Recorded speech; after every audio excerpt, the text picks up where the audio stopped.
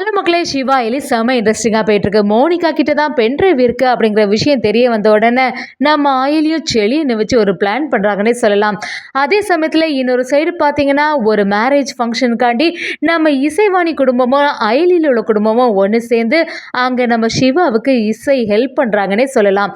வீடியோக்குள்ளே போகிறதுக்கு முன்னாடி நம்ம சேனலுக்கு சப்ஸ்கிரைப் பண்ணுங்கள். அப்படியே பக்கத்துக்கு இருக்க பெல் ஐக்கனை கிளிக் பண்ணிடுங்க. அப்போ தான் நான் போடுற வீடியோலாம் உங்களுக்கு நோட்டிஃபிகேஷனாக வரும். நம்ம சிவாவும் அயலிக்கிட்ட மோனிகா கிட்ட இருக்கக்கூடிய பென் டிரைவ் கண்டிப்பா நம்ம கைக்கு வந்தாகணும். அது மட்டும் தான் ஒரே வழி. அந்த பென் டிரைவ் வச்சு தான் அது ஒரு எவிடன்ஸ் ஆட்டு அந்த கோர்ட்ல சப்மிட் பண்ணலாம் அப்படிங்கிற மாதிரி நம்ம சிவா சொல்லும்போது அயலியும் நீங்க சொல்றது எல்லாம் சரியா தான் இருக்கு. ஆனா அந்த பென் டிரைவை வச்சு என்ன பிளான் பண்றான்னு தெரியலையே. மோனிகா கண்டிப்பா இதை வச்சு ஏதாவது ஒரு சூழ்ச்சி பண்ணலான்னு யோசிச்சுட்டு இருந்திருப்பா. ஆனா அது என்னன்னு தான் நமக்கு புரிய மாட்டேங்குது. அப்படி சொல்லும்போது சிவாவும் பேசாம செல்லியன்கிட்ட ஃபோன் பண்ணி கேட்க வேண்டியதான் அப்படி சொல்றாங்க. நம்ம அயலியும் செல்லியன்கிட்ட ஃபோன் பண்ணி எல்லா விஷயத்தையும் சொல்ல ஆரம்பிக்கிறாங்க. நம்ம இது வரைக்கும் தேடிட்டு இருந்த பென்ட்ரைவ் வந்து மோனிகாவோட கையில தான் இருக்குன்னு சொன்ன உடனே நம்ம செல்லியனும் என்ன சொல்ற அயலி, அது எப்படி அவ கைக்கு போச்சு அப்படின்னு விசாரிக்கும் போது நம்ம அயலியும் வேற யார் மூலமா போயிருக்க முடியும், கண்டிப்பா இந்திரா அண்ணி கிட்ட அந்த பென்ட்ரைவ் இருந்துச்சு. பார்ட்டி அன்னைக்கு தான் அந்த பென்ட்ரைவும் காணாம போயிருக்கு.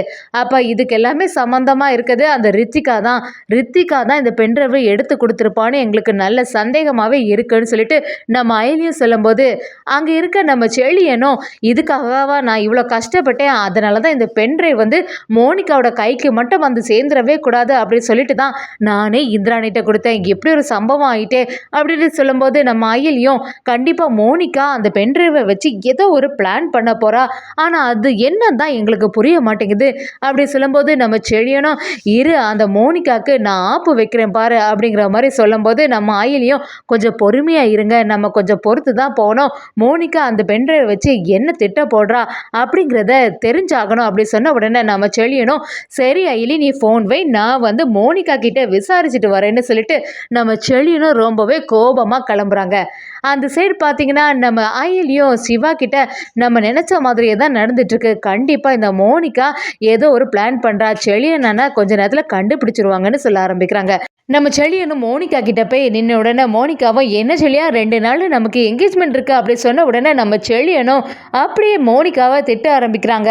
உன்னோட மனசில் என்ன யோசிச்சுட்டு இருக்க மோனிகா, எதுக்கு தேவையில்லாத வேலையெல்லாம் பார்த்துட்டு இருக்க, எனக்கு அது ஒரு நாள் நான் உன்னை மேரேஜ் பண்ணிப்பேன்னு சொல்லிட்டு எப்போவாவது வாக்கு கொடுத்தனா, அப்படி இருக்கும்போது எதற்காக நீ இப்படியெல்லாம் செய்கிற அப்படின்னு சொல்லிட்டு மோனிகாவை திட்ட ஆரம்பிக்கிறாங்க. மோனிகாவும் என்ன செழியா பேசுகிற, புரியாமல் பேசிகிட்டு இருக்க, நீயும் இந்திராணியும் ஒன்று சேரணும் அப்படின்னு சொல்லிட்டு தானே நானே இந்த பிளான் பண்ணி எல்லாமே உன்னோட நல்லதுக்கு தான் செய்கிறேன், இதை பற்றி புரிஞ்சுக்காம நீ வந்து என்ன இப்படி பேசிகிட்டு இருக்க அப்படின்னு சொல்லிட்டு மோனிகாவும் நம்ம செழியன்கிட்ட பேசிகிட்டு இருக்கும்போது செழியனும் ஒரு கட்டத்தில் நீ பண்ணுறது எல்லாமே சரியே இல்லை மோனிகா, அந்த பென்ட்ரைவ் உங்ககிட்ட தானே இருக்குது அப்படின்னு சொல்ல ஆரம்பிக்கிறாங்க. அதை கேட்ட மோனிகா அப்படியே அதிர்ச்சி ஆயிடுறாங்க.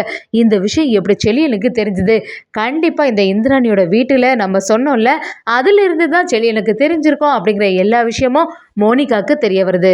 நம்ம செழியனும் பேசாமல் அந்த பென் டிரைவை என் கையில் ஒப்படைச்சிரு அப்படின்னு கேட்கும்போது மோனிகாவும் விடுற மாதிரி இல்லை, உங்ககிட்ட தரதுக்கு அந்த பென் டிரைவை நான் எடுத்து வச்சிருக்கேன் அப்படிங்கிற மாதிரி யோசிக்க ஆரம்பிக்கிறாங்க. செழியனும் சரி அந்த பென் டிரைவை வச்சு நீ என்ன பிளான் பண்ணியிருக்க அப்படின்னு கேட்கும்போது மோனிகாவும் கண்டிப்பாக இந்த பென் டிரைவை வச்சு அந்த மினிஸ்டரோட சுயரூபம் எல்லாமே வெளிச்சத்துக்கு கொண்டு வரணும் அப்படி சொல்லிட்டு இருக்கும்போது நம்ம செழியனும் உன்னை பற்றி எல்லாம் எனக்கு நல்லாவே தெரியும், உன்னை நான் நம்புகிற மாதிரி இல்லை, பேசாமல் அந்த பென் டிரைவை என்கிட்ட தான் அப்படின்னு சொல்லிட்டு இருக்காங்க. மோனிகாவும் விடுற மாதிரி இல்லை. சரி அந்த பென் டிரைவை வச்சு நீ என்ன செய்ய போற, அது சொல்லு அப்படின்னு கேட்கும்போது மோனிகாவும் அதை வச்சு என்ன பண்ணலான்னு இனிதான் யோசிக்க போறேன், அதை பத்தி எனக்கு எந்த ஐடியாவும் இல்லை அப்படின்னு சொல்ல ஆரம்பிக்கிறாங்க. அந்த சமயம் பார்த்து கரெக்டாக மோனிகாவோட ஆள் ஒருத்தங்க வராங்க.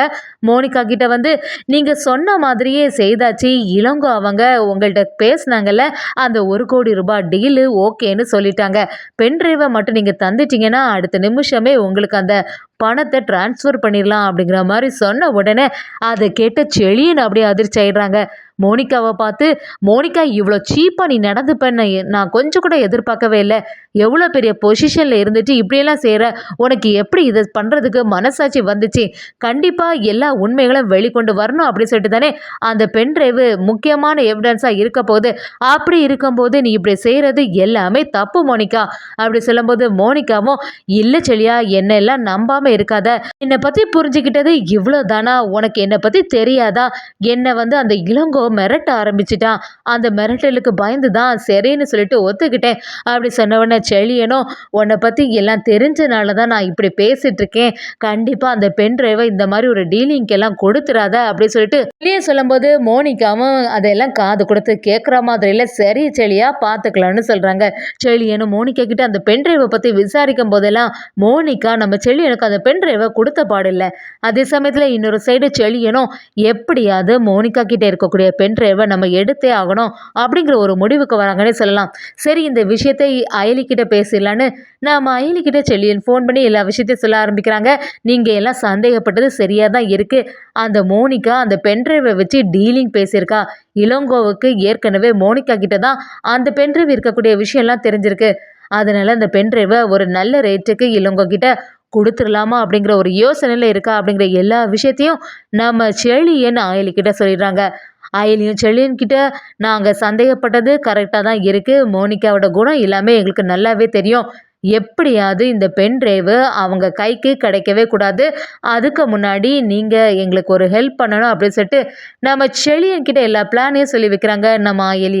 அயலியும் சிவா கிட்ட இந்த விஷயத்த சொல்லும்போது சிவாவும் பாத்தியா மோனிகா இவ்வளோ பெரிய வேலை செய்திருக்கா அப்படி சொல்லும்போது அயலியும் எல்லாத்துக்குமே காரணம் அந்த ரித்திகா தான். ரித்திகா மட்டும் அந்த பென் டிரைவை எடுத்து மோனிகா கிட்ட கொடுக்காம இருந்தானா இவ்வளோ பெரிய பிரச்சனை வந்திருக்கிறதுக்கு சான்ஸே இல்லை அப்படி சொல்லிட்டு நம்ம அயலி சொல்லும்போது சிவாவும் நீ சொல்கிறது எல்லாமே சரியாக தான் இருக்குது.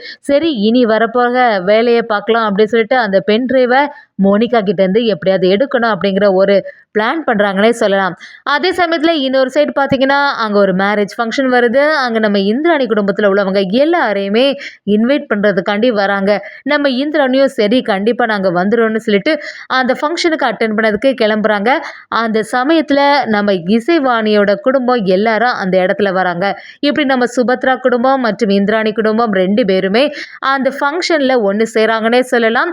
அந்த ஃபங்க்ஷனில் ஒரு குழந்தைக்கு ஆபத்து வர மாதிரி இருக்குது. நம்ம ஆயிலியும் இசைவாணியும் ஒரே மாதிரி யோசித்து அந்த குழந்தைய காப்பாற்றிட்டாங்க. இசைவாணியும் நம்ம இந்திராணியோட குழந்தைகிட்ட நல்லபடியாக பேச ஆரம்பிக்கிறாங்க. இதெல்லாம் கவனித்த இந்திராணியும் இசை நம்ம பொண்ணுக்கிட்ட எவ்வளோ நல்லா நடந்துக்கிறா அப்படிங்கிறது மாதிரி நம்ம இந்திராணிக்கு மனசுக்கு இசையை ரொம்பவே பிடிச்சி போயிடுது.